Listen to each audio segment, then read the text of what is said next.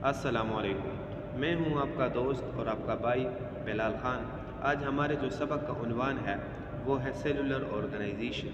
Cellular organisation हमें ये बताता है कि सेल जिन सब यूनिट से बना होता है, जिन कंपोनेंट से बना होता है, वो कंपोनेंट सेल के अंदर किस तरह ऑर्गेनाइज्ड होते हैं, किस तरह से पड़े होते हैं या किस तरह से काम करते हैं। सारे लिविंग ऑर्गेनिज्म बने होते हैं सेल से, जबकि सेल बना होता है ऑर्गेनेलीज से।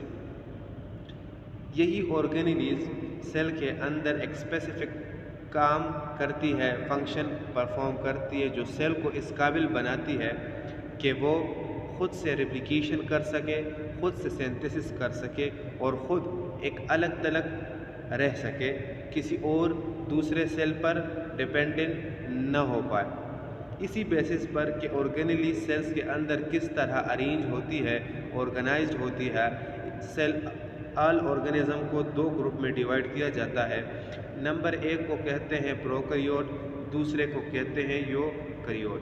प्रोकैरियोट सबसे पहले पढ़ेंगे।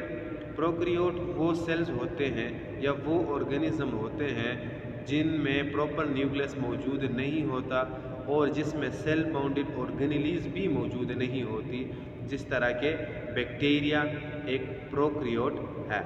इसके अलावा दूसरा नंबर पे है यूकैरियोट। यूकैरियोट वो सेल होते हैं जिनमें एक प्रॉपर न्यूक्लियस मौजूद होता है और जिसकी ऑर्गेनेलीज सराउंडेड होती है एक प्रॉपर मेम्ब्रेन थ्रू के ज़रिए।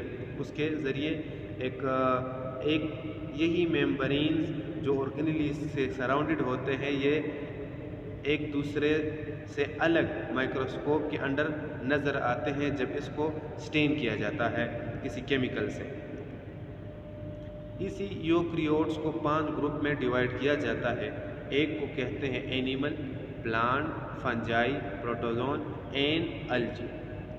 अब यही सेलुलर ऑर्गेनाइजेशन को 3 में डिवाइड किया जाता है on the basis of how they live, कि ये किस तरह ज़िंदगी गुजारते हैं। सेलुलर ऑर्गेनाइजेशन को 3 में डिवाइड किया जाता है।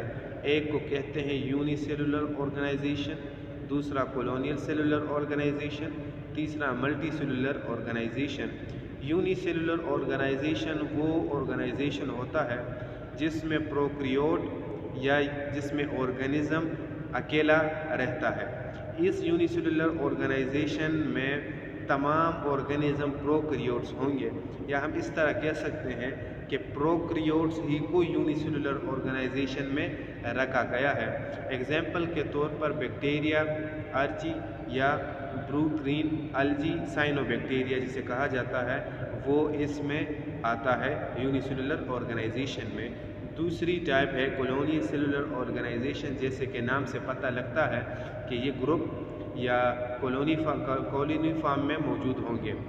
ये वो ऑर्गेनाइजेशन है जिसमें प्रोकैरियोट्स मौजूद होते हैं, तमाम के तमाम इसमें भी प्रोकैरियोट होते हैं, और इसके जो ऑर्गेनिज्म है वो ग्रुप या क्लस्टर के फार्म में मौजूद होता है। इसमें कुछ करेक्टरिस्टिक है कि ये सारे प्रोकैरियोट्स होते हैं और एक ऑर्गेनिज्म दूसरे ऑर्गेनिज्म पे डिपेंडेंट नहीं होता। मतलब ये है कि कॉलोनी से या ग्रुप से अगर एक ऑर्गेनिज्म निकाल दिया जाए, एक प्रोकैरियोट निकाल दिया जाए, तब भी वो अकेले ही सरवाइव कर सकता है। तो कॉलोनी में सारे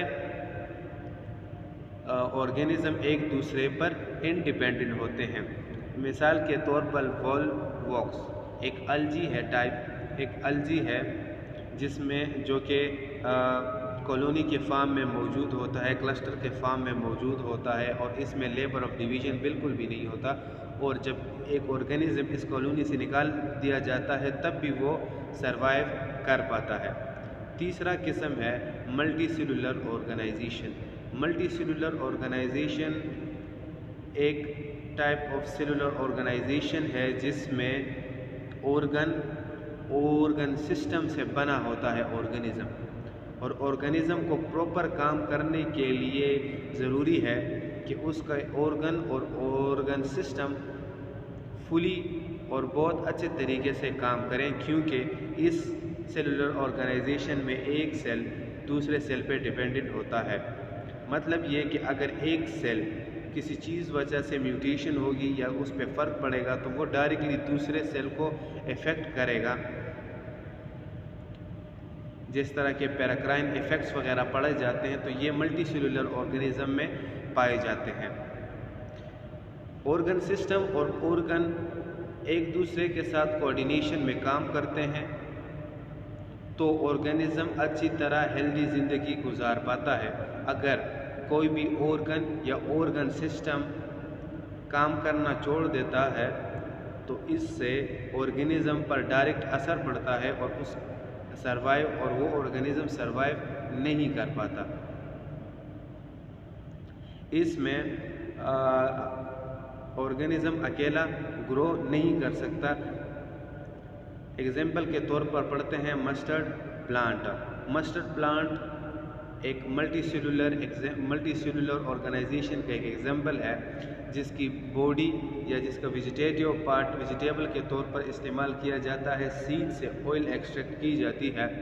تو مسٹرڈ پلانٹ کو دو حصوں میں ڈیوائڈ کر دیا جاتا ہے، ایک کو کہتے ہیں ویجیٹیٹیو پارٹ، دوسرے کو کہتے ہیں ریپروڈکٹیو پارٹ۔ ویجیٹیٹیو پارٹ وہ پارٹ ہوتا ہے جس کو ویجیٹیبل کی طور پر استعمال کیا جاتا ہے اور جو ریپروڈکشن میں حصہ نہیں لیتا۔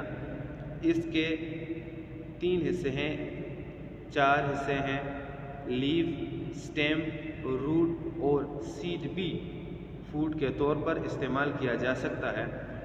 اس کے علاوہ فلاور کو ریپروڈکٹیو پارٹ کہا جاتا ہے کیونکہ یہ ریپروڈکشن میں کام کرتا ہے یا حصہ لیتا ہے۔ اس کے علاوہ اینیمل تمام کے تمام جو ہے ہائیر اینیمل جو ہیں وہ تمام کے تمام ملٹی سیلولر کہلاتے ہیں کیونکہ ان میں آرگن اور آرگن سسٹم ہوتے ہیں، جس طرح کے ہم نے پیچھے پڑھا۔